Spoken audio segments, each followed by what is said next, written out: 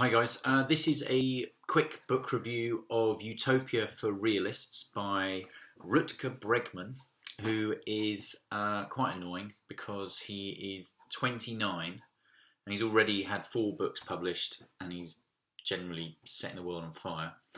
Largely because I think his books are easily accessible and highly relevant to today's society, particularly Utopia for Realists, which I read this week, and that's kind of what like June 2017.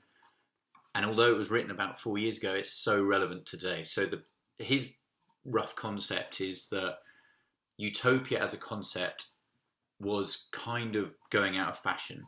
By the 80s or 90s, we'd reached a time of plenty, of supposed democracy had worked everything out. Whereas in the past, people were searching for an ideology which would create this utopia. Essentially, he's claiming that we kind of have created it. According to the 13th century, people used to dream of what we have now. We used to have, even as late as 1820, 84% of the world's population was in extreme poverty. So that's 1820. Now it's less than 10%. So we're relatively living in a utopia already. And what he asked us to do is to reimagine utopia, to work harder to create more progress and work on what is utopia now. So back then it was about unlimited food and shelter and health. We now have those things, so we need a new utopia. And what he says is the modern utopia we should be aiming for, in his opinion, is basic income for everybody, a 15-hour work week, and no borders, free movement of labour around the world. And he constructs arguments based on an awful lot of evidence, which is extremely well researched in my opinion, defending those ideals and actually claiming that they are the only way to progress. So, for example, basic income, he talks about a research study done in Canada where they did it for 4 years, where they actually gave a basic income and they noticed that productivity dips like 1%, use of healthcare went down. It actually became a profitable use of funds for the government if you take into account social services, and that was so successful in, I think, the late 60s that in 1970, America, under President Nixon, nearly passed legislation to create a basic income for the United States. That didn't work out, and now we look at that idea as lunacy. But he's saying the actual evidence there is that it would actually work quite well. He cites research they've done with the homeless, where they just say give the homeless money and shelter and they can sort themselves out without all the kind of kind of loopholes and paperwork they have to work through. So it sounds insane, but the research studies are saying that basic income does actually work. And I think that this week they are now putting a basic income into Hawaii as one of the first trials of that. 15-hour work week, he talks about AI, automation, about the fact that jobs are being reduced by the efficiency of robots and how that will change in the future. He talks about, I think, John Maynard Keynes saying that the biggest problem we will have in the future, he was talking in the 1930s, 1940s, will be this problem with our use of leisure time because we'll have so much of it.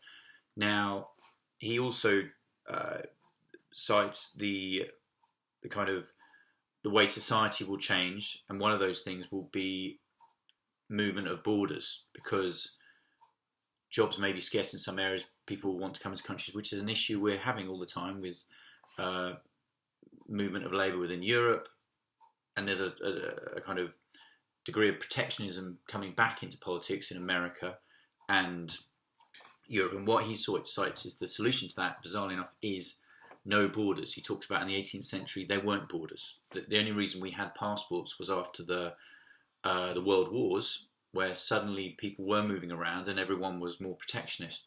So he says again that, in his opinion, no borders would be part of the solution for our problems rather than a bigger problem. He talks about America being built on migration. He talks about when women came into the workforce in great numbers after the World Wars, that rather than causing less jobs, that created more jobs. and he's saying we have free movement of goods, free movement of labour could work.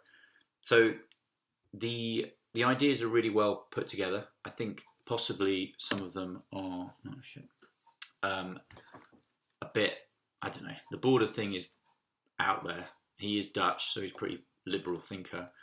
For me, in theory, I was completely convinced by basic income. However, trying to get that through in today's society, good luck. Also, the 15-hour work week, I know it works. However, you are also, and we will have to, I think, create a solution for that, because we have AI, automation is taking jobs, and people are going to have to reinvent new ways to add value. So that is a reality. How people deal with that, we don't know. Are they prepared to have less stuff? The other thing is this no borders thing is a lovely concept, but just logistically, if it happened very quickly and there was a rush of labour migration, then that's my concern there, how that would be handled.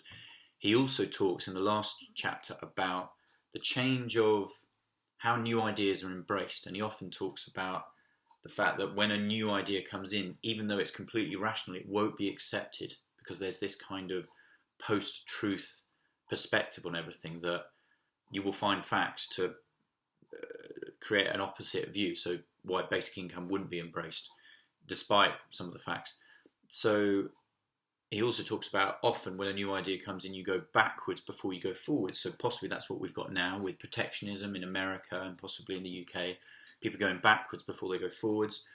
Some really relevant stuff, and in the notes at the end, he brought it up to speed, and I'll be fascinated what happens. And it's really opened my eyes to, I'll be honest, I was very anti-basic income, and I've been kind of a bit converted because of this book.